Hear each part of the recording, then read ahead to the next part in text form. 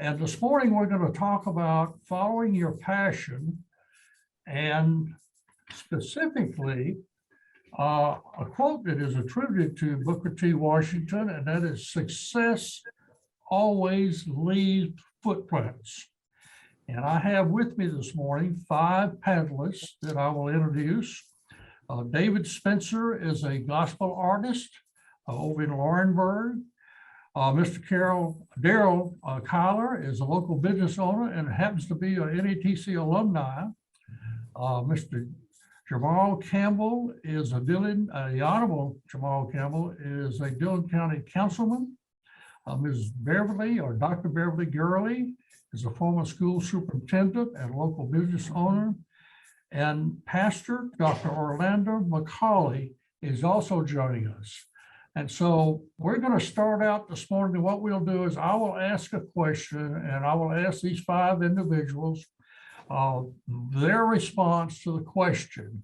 And if you have additional questions you want to ask, certainly put it on, and we will be monitoring that also at the same time. So let's get started out with the first question this morning. This is a toughie. If you knew today, 10 years ago, what would you do to be more successful in your education and in your career? Go back 10 years ago, what should you have known in order to be successful today? Who wants to start out? Darrell, you want to start out? Well, yeah.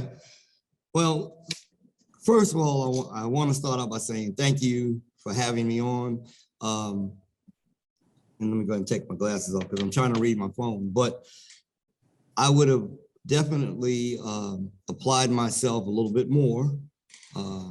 10 years ago, I would have been a little bit more transparent and taken advantage of a lot of, knowing what I know now, I would have taken more advantage of the programs and opportunities that are out there, especially through NETC. And I'm saying that because that was my pathway to Coker and on the Grand Canyon, and which inevitably started my business. So I would have paid attention more to what was available for me. And like I said, being more transparent and letting people know when things got tough, when I felt like a failure, to keep moving forward and just grab the support that was out there and available for me. Darrell, let me do one technical thing real quick. You froze up on me. Turn the sound up just a little bit. A little difficult to hear you. Okay. Yes, I need a little bit more sound. Okay, I got you, sir.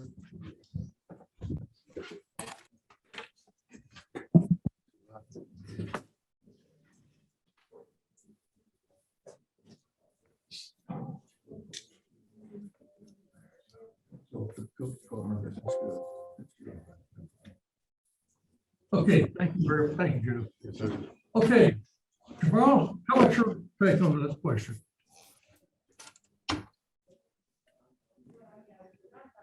Good afternoon. Good morning, everybody. And certainly want to echo off of Mr. Darrell and say thank you to NETC for inviting us to participate in this historical month of Black History. We're certainly elated to be chosen as one of the leaders of the county to sit in on this panel. The question was, I'm going to read the question again. The question was, knowing what you know now, 10 years later, what advice would you give to students to encourage them on their technical education journey or road to success? I'll say this, also echoing behind Mr. Darrell, knowing now from the seat that I sit in, for me personally, probably would be to seek the face of those who come before us a little bit more and kind of glean more knowledge in those areas and paths in which we desire to take. Mentors are not a bad thing. It's not many of them, they're far-fetched in between, but find those mentors that are on the path that you desire to travel, because it's going to be imperative that you glean all knowledge and understanding that you can as it relates to the path that you choose. Thank you. Okay, Dr. McCauley? What's your thoughts? I want to follow also to express my gratitude for being a part of the panel, and I take that very seriously. Anybody else who have been chosen. But looking back in retrospect, 10 years ago, I had a lot on my plates, working to earn 2 masters, finishing up, coming back to Columbia, South Carolina, having left grad school and been privileged to work with corporate America for 9 years, and then have the privilege of working at Allen University, my alma mater, before going back to earn my doctorate. I would first of all begin to say what I would do much different than what I did 10 years ago would be, first and foremost, use time wisely. Use your time wisely. Number two, choose your passion and follow suit. Number three, learn to make sure you acquaint yourself with folk who are going somewhere, because some of your friends are not just for who are determined for success in life. Number four, make sure you discipline yourself in terms of your study habits so that you will be able to make sure that you are on target, you are on task with your work, and don't procrastinate, because some folk you find in life are just for who will stall your progress. They may sit in the same classroom with you, but it don't mean your success to be their success, because sometimes they find you to be more of a person who challenges them and they don't want to follow that path. So that's what I would say, and I would leave that with the rest of the other panel to chime in. But I could go more and more in terms of looking back in retrospect 10 years ago. Okay, thank you. Dr. Gurley, are you on here? I have not seen her yet. Dr. Beardley Gurley? If not, I know David is on here. David Spencer? Yes, I want to do what everyone else did. And first off, say thank you for including me on this great panel with all of these esteemed guests. It's such an honor to be here. With the question, 10 years ago, I was 24.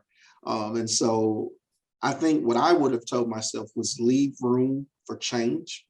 You know, things are changing in the world, the friends, the atmosphere and everything that I thought was important then isn't necessarily important now. And so be flexible and open to change and embrace it. And in a sense, you need to pursue change. You know, even when I think about my career choices, I have a BA in music, but I work in the communication space. I'm back in school now. And so, you have to kind of be open to what life throws your way. And, and change is going to happen. And so I would tell myself, don't get so locked in, because some of those things that I thought was extremely important then aren't so important now. So that would be my answer. Leave room for change. I see a lot of nodding heads about change. And what's the old saying? The most consistent thing in the world is change. And I think particularly in the last 2 years, we've all had to change in a lot of ways that we never anticipated. So you were very much on target there all the way around. I think the follow-up question I would like to have is, for young people, 17, 18 years of age, how do we convey these messages to them? What's the most effective way to do that? And we'll turn it back over. Darrell, any thoughts on that? How do you communicate with a 17, 18-year-old today? Well, as you may know, some of you may know, I own a janitorial service as part of my crew back there cleaning the campus right now. And I have ages 17 to 22, 23, and I'm 67. So, and my degree is in social work and my master's is in elementary education, but my success is in janitorial service right now with major accounts. So communication is, I'm learning from these people, my young people, These are my young people. They're teaching me some stuff. I have to realize that I can't, the way I'm military, I'm used to this, let's get that, but I've had to change and understand that a lot of these young people don't do things the way we do it or see it. So instead of me just cutting my life short and getting excited about it, I've learned to understand how they think and how they operate. We have about 4 or 5 NETC students working for us. And it's just a matter of listening, and then you can impart wisdom, but you have to know that they have some wisdom too, because they've been through some things maybe that we haven't been through. And that's the only answer I really have is to listen and to be for real, because they can tell if you're not for real. All right. They can tell if you just, I don't know if that's a good answer or not, but I'm just telling you because I'm actually out here with these guys. All right. So I don't know if that's a good answer or not, but take it for what it is. All right. Jamal, what's your thoughts? As I'm probably able to speak a little more on this question because I'm not too far out of the age realm of these people that you're talking about, speaking about. So maybe a little easier for me. Coming from ex-education to now healthcare, I'll tell you one of the challenges and things that we have to be careful of and make sure that we do is reach them where they are. I heard Mr. Spencer speak earlier about change. The world has changed dramatically from what it was 15, even 20, 10 years ago. And so now we're living in an electronic and everything is web-based, technology-driven generation. And so we have to also make sure that we admonish ourselves to stay tech savvy and to pay attention to current trend, current event, because you're not going to reach young people with the newspaper. That's a thing of the past. So if you're not up to date on the latest social trends, it's going to be very hard to reach our young generation. As you see, you alluded to earlier, Mr. Boza, the challenges that we've had in the last 2 years with the pandemic. I can remember being a church musician and I would go to churches and they would kick against Facebook and they would preach against all of these social media sites. Well, look what happened. The world changed. And if you're not able to adapt and adjust to those things that you once thought was horrible, to find out that there's good in everything that we do, is just about the individual using the device, then you're going to be left behind. So a lot of church doors, a lot of school doors are closed because they refuse to modify, adapt, and adjust to the realm in which we're living in today. That's the best example I can give you, is just to adapt and adjust and reach the young people where they are. Thank you. Thank you. David, thoughts on how do you communicate? As a communication specialist, that's what I do professionally. And I used to work at NETC in the communication department. It's very important to understand your audience. And so I'm looking at what's important to them. And then we have to be respectful of that. We have to understand that their perspective is not necessarily ours. And then I think about like the way my parents did things. I do things differently from them. And so I think respect is going to be a big key, because they're not us. They're not like us. We're not like them. And it's okay. You know, it's okay to be different and to come from different experience, from different generations. And so we have to be willing to, one, respect those differences and embrace them, and then use those to kind of build these bridges so we can work together to get to where we want to go. Okay, Dr. McCauley, I know you have an answer. Well, I'm a father of 3 sons and a daughter who is studying in Europe, doing international relations. And what the 3 boys have taught me, especially in my role as a father and also a pastor for congregation, professor in higher education and so forth. First and foremost, you got to learn to build relationship. And because relationship would be transferable into trust being built. If you are not approachable and they don't find you to be frank and transparent, it's unlikely that they're going to tell you what's happening in their life. And most of the time we try to do what sociology call impression management. We gave a side of our humanity that has no flaw. And children, young people can see through us when we're trying to be very disguising of our true identity. To build relationship, result into trust being built in the process. Be open, be frank, be transparent, telling about your own faults, your own failure you had in school. All of us who, whatever success we can define in our own life journey, we have had some failures in that. And we got to let them know that we are not perfect. We got to let them know that they will make mistakes, because we too made mistakes. And I think it is disingenuous on our part as adults to give them a flowery illusion that life is all everything is going to be successful. You don't have some challenges in that. I think in the process of doing that, they get to see you as who you are, and they see your humanity rather than the person who put on this persona of being Mr. Perfect or you Mr. Excellent. Well, yes, I made a C in math because I'm not a good math student.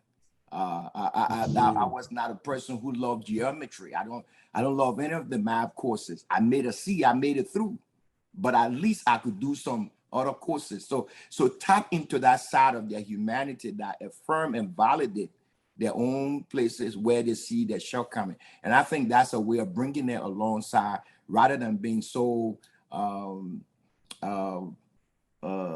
distant in your intellectual prowess, and you think because of the title you have, Mr. Successful Businessman or Professor, what have you, you have never made any mistake. And the fact of the matter is they can see through you.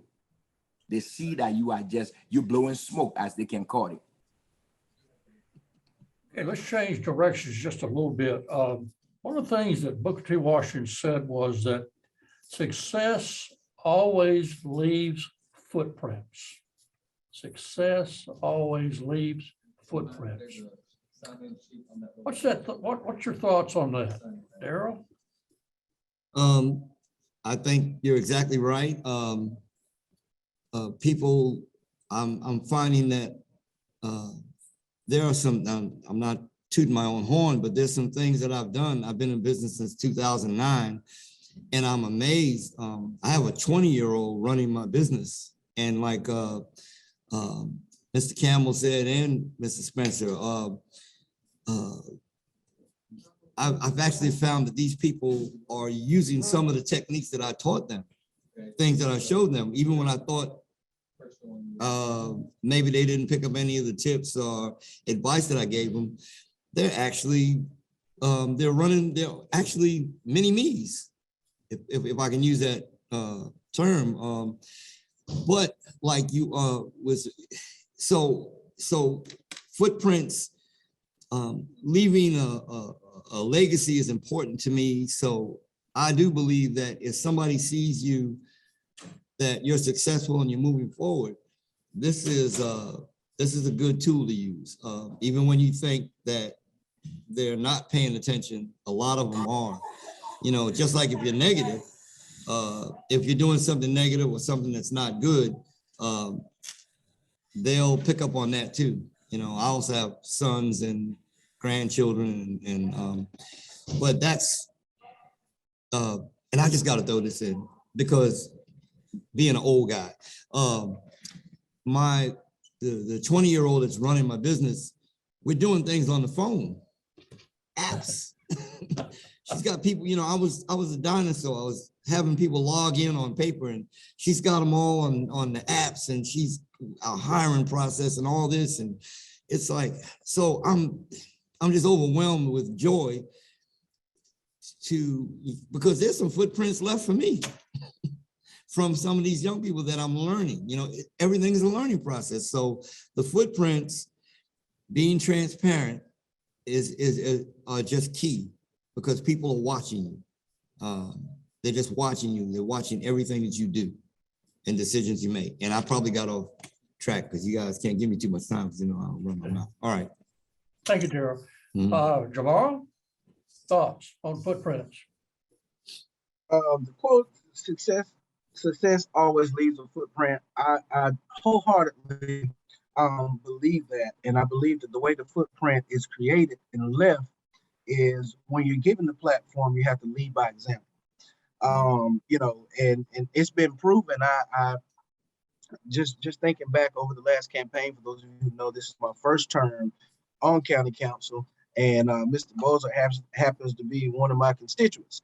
And so even in the political realm of things, I believe that we've left an impeccable footprint because I'm starting to see a lot of younger individuals now pay attention to what's going on around them and wanting to get involved. For so long, we've spoke about problems and challenges that we had, but it only takes one person to ignite a flame. And once that flame is ignited, then it can carry on. So leaving a footprint is just simply leading by example. And I pray and hope that, you know, we've set forth in the right steps and leaving the right footprint of being transparent, being honest, and trying to do the right thing. You know, we make mistakes, but for the most part, be transparent, be honest, and be integral. And that's the best advice that I could give as far as leaving a footprint. Hey, tomorrow. David Spencer, David. Yeah, so that phrase, success always leaves footprints. I am the direct benefit of footprints that were left for me. When I think about every place I've been, everything I've done, I can also point to an individual or a person that deposited some information or a nugget, shared a piece of advice to me that kind of helped me get to where I am. And so nothing I've done is pretty much by my own might. It's from some footprints that I followed. And so one thing that I do now, I get to speak. I have a book out called Dark Skinned American, and I get to sometimes talk about that book when people invite me to talk about it. And I like to share, you know, what I've done to get to success, things people have shared with me. I pass that information along. And so I believe that statement is very true. Information is meant to be shared. If you know something, there's value into giving it away. And so, you know, it's only going to help you in the long run too, because if you hold on to everything, you know, success can get lonely at the top. And we see a lot of times, a lot of powerful people deal with a lot of issues because, you know, they think it's beneficial to hoard all of that information, hoard the success, and then you find out that you're lonely. And so pull somebody up with you. And that way, I think, you know, we can all be successful together. Thank you, David. Dr. McCall? There's You see it from a different perspective. Yeah. Okay. There is an African proverb that says, if your house does not sell you, the streets will not buy you. In other words, if your surrounding has not become your strong advocates, those who do not know you will not embrace your accomplishments. And I think it's indicative of what Booker T referenced when he says success always leaves footprints.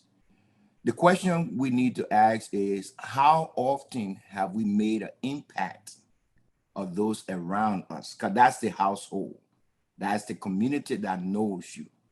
And if the community cannot sell you, cannot advocate for you, the street out there will not buy you. You cannot become a commodity of influence when the very folk around you have not seen any impact. And I think that's what success ought to look like. It ought to be something that people embrace, something that affirms and validates someone who is perhaps at the lower ladder of a social degradation, or maybe feeling incapable or insignificant, or whatever he or she disposition might be. If you can help that person, lift them up out of whatever quagmire he or she find himself in, then you have given a footprint. The reality is, if your life has made no impact, you have not left a legacy behind. And oftentimes we find people who think that the wealth and the accomplishment is the way we define success. It's egocentrism, so to speak. You become so much caught up in your own self and you never want to help other people. As a matter of fact, Booker T said the most happier people in life are the people who make other people's life to be better. Now, that's a follow-up to that very statement. Anyone who makes other person's life look better has left a legacy of happiness in that person. There's another saying, another African proverb says, if you teach a man how to fish, you have fed him and his family for their life. But if you give him a fish for a day, you feed him and he will keep coming back. That is the best analogy we can give for success. If we help other people, Mahalia Jackson's song say, if I can help somebody as I travel along the way, then my living is not in vain. How much are we doing for folk around us? Again, back to the African proverbs. If your house does not sell you, the street will not buy you. So let our surrounding, those we have in close proximity and those who know, see how influenced we have become in their own life, because they will become our advocate. So the community out there will see that truly we have left a footprint on the sand of time. Thank you very much. I need to ask again, has Dr. Beverly Gurley joined us? I do not see her name, and she may be having technical difficulties this morning, but if she does join us, please speak up. Let's change the subject just a little bit. What are the most important values? And we talked about this in our previous, but let's talk about values a little bit. In the pursuit of success, what does it take to be successful? What are the values that I need to bring to the table in order to be successful? And that's something that I don't know whether young people today think about very much. It's instant gratitude. And I believe, Dr. McCauley, you're talking about, oh, I'm way older than you are. But, your life changes. You don't think the same way at 75, or even I'm a little closer to 80 than I'm 75. You don't think the same way that you did when you were 15 and 20 and 25 and 30 years old. What kind of values does it take to be successful? Darrell? Well, I'll start this off. For me, it's to be humble, and personally, my love of God, because that's where the change came in my life. I have a long history from the military, transition, failed marriage, everything.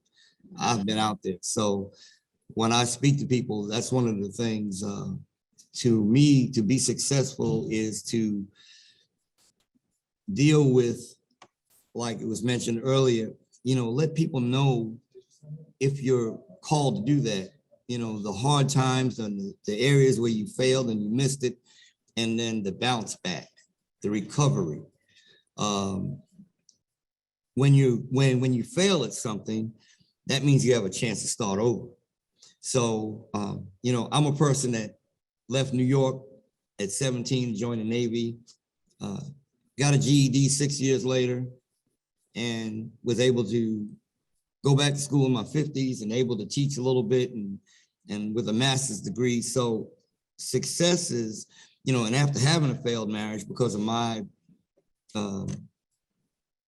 craziness while I was in the Navy, I was able to, God transformed me to let me walk in love, to be humble, to not, even where I'm at now, I can give all the praise and all the glory to God. I mean, I don't know where everybody's position is on that, but I don't have to say a whole lot.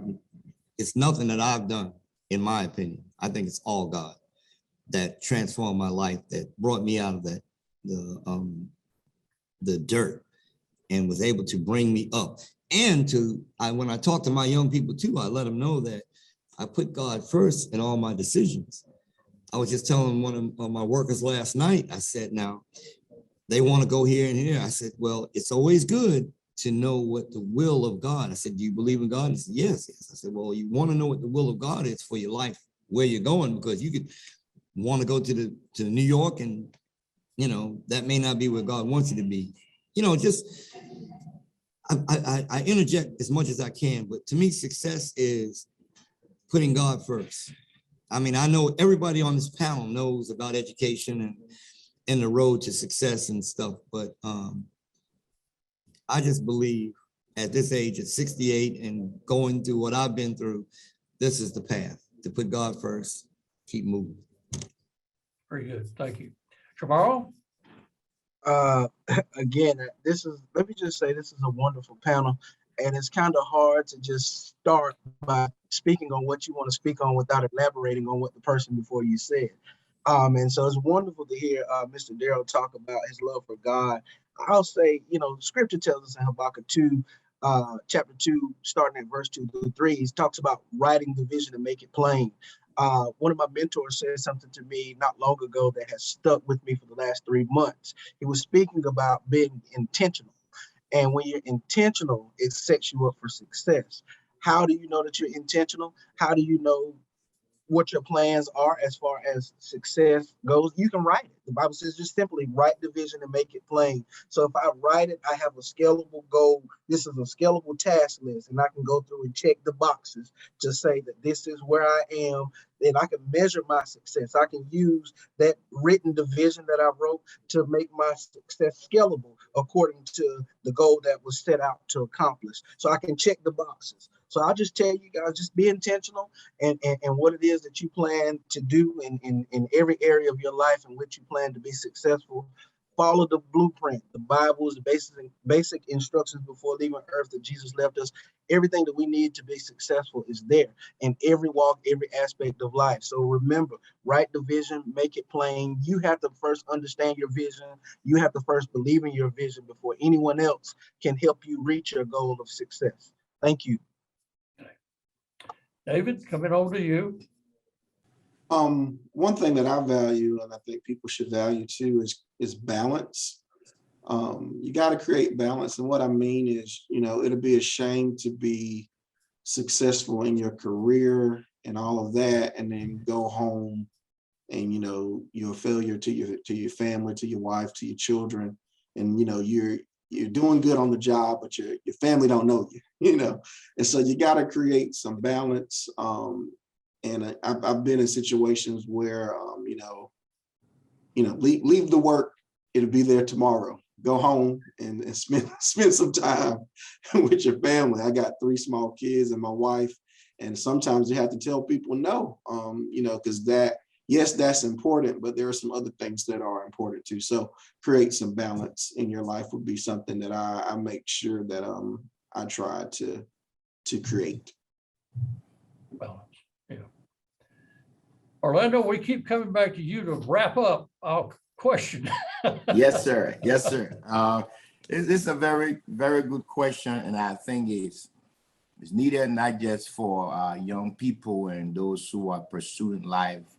But as I ponder over the question, first thing that comes to mind is belief in oneself. There is a French philosopher by the name of René Descartes. He said, I think, therefore I am. Who are you? Because that's the question you got to ask. It's an existential question. Who am I? If you believe in yourself, that's the best starting point. And then have a sense of community, that you're not here by yourself, that you are not an isolated being, that you are surrounded by folk who want to see you succeed. You may have a handful of those who want to see your downfall, but you are surrounded by folk. First, believe in yourself, and then have that sense of community. Folk, they're cheering you on. They want to make sure you succeed. There may be some obstacles along the way, but folk are there intentionally to make you succeed. Number 3, it's also good to develop a faith, have a faith background. I don't want us to subscribe that everybody's a Christian, but whatever your faith tradition is, hold on to that faith. Even though I'm a Christian, and most of us in this panel subscribe to our Christian faith, but maybe it could be a person who's a Muslim, a person who's a Baha'i faith, or what have you. hold on to that which brings you comfort and consolation. Because when the world around you begin to crumble in some way and you find things to be in disarray, is what helps you. Your sense of self, your community around you, and your connection with the divine, whatever way that looks like for you. Maybe going to a place or going to the church, talking to the reverend or the pastor and having a time to just sort things through. But then a follower also that beside that is having an understanding that the world is a global village, and there are plethora of things around that. Each of us are different, and our individuality make us to be different, but also connected. We are connected in the whole web of caring for one another. And you'd be surprised somebody is going through something that you are experiencing, and one of you can just look on the other side. Because if the community can't help, the world is still out there, wants to help you. And just reach out and you will find out somebody's there to help you along the way. And in a positive note, I want to bring up something a little different now and get your thoughts on this. You're talking to someone 18, 20 years old. What are the 2 or 3 pitfalls that they need to avoid to be successful in their life? I'm a positive person, but we all realize that there are negative things that happen in this world. What are the things that they need to be aware of to avoid that will cause them hardship and a lot of tears later in life? Darrell, and you got a military background. You've seen some of this also. Not everybody is 100% positive in the military. I've served, and you have some folks that just want to be contrary. Yeah. I think one of the first things would be decisions. Understanding that your decisions have consequences. These guys have been nailing it. So that's in the Bible too. You reap what you sow. So when I'm talking to these young people, and I'll be talking to them today and tonight, decisions. I'm always discussing decisions. They can look around them. I can look at my son. He's class of 2016. But when we look at Sherrod from the class of 2015 on up, there's been a lot of deaths all around our community. This is very important to me. Seeing our young people getting snuffed out, and we're not going to get political or anything like that. So I'm just saying that I let them know friends, people, who they associate with is very important on their road to success to try to move forward. So I let them know it is imperative that you know who you're associating with and careful about the decisions that you make today, because they can haunt you tomorrow. And I'm one that knows, because I've made so many mistakes in my life. Just incredible, that I'm still here to have this, to be on the panel. What you guys see today, 20 years ago, 30 years ago, you said, wow. You would say, wow, okay. Yeah. It's unbelievable. So that's my advice, is to watch the decisions that you make.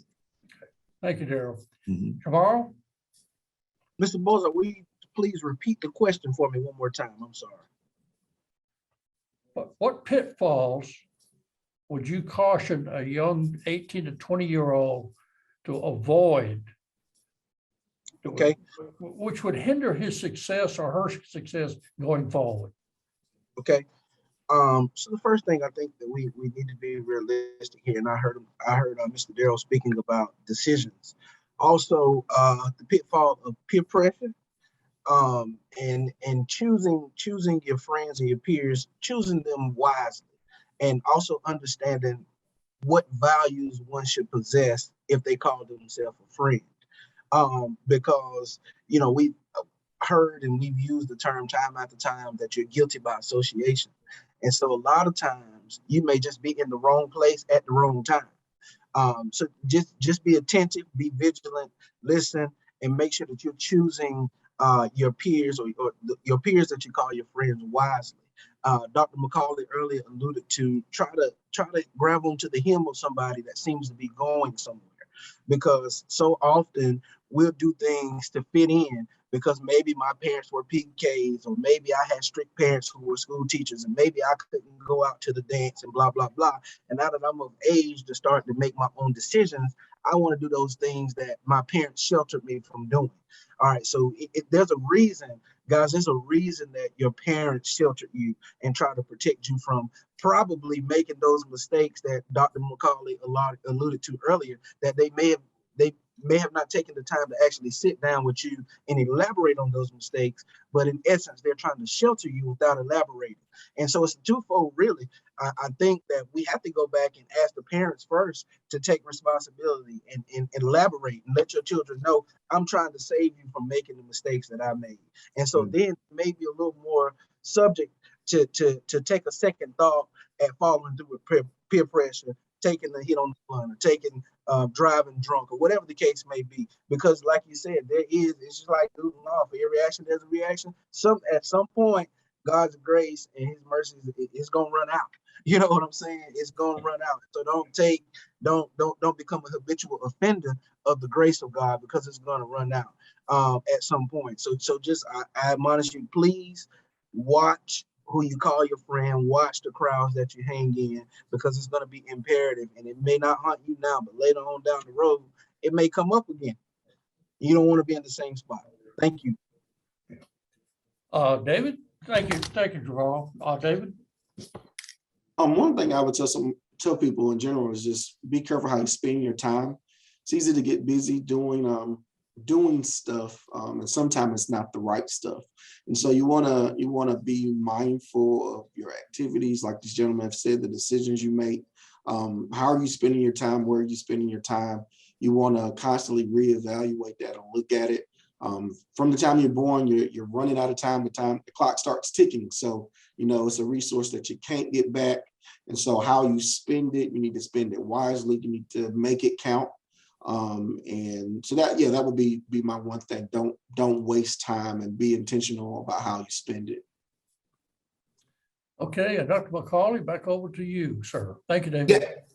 Yes, sir. Three things. Number one, look for good company. Look for good company. Who are your peers? Who do you follow? Because sometimes we tend to be followers more than being leaders.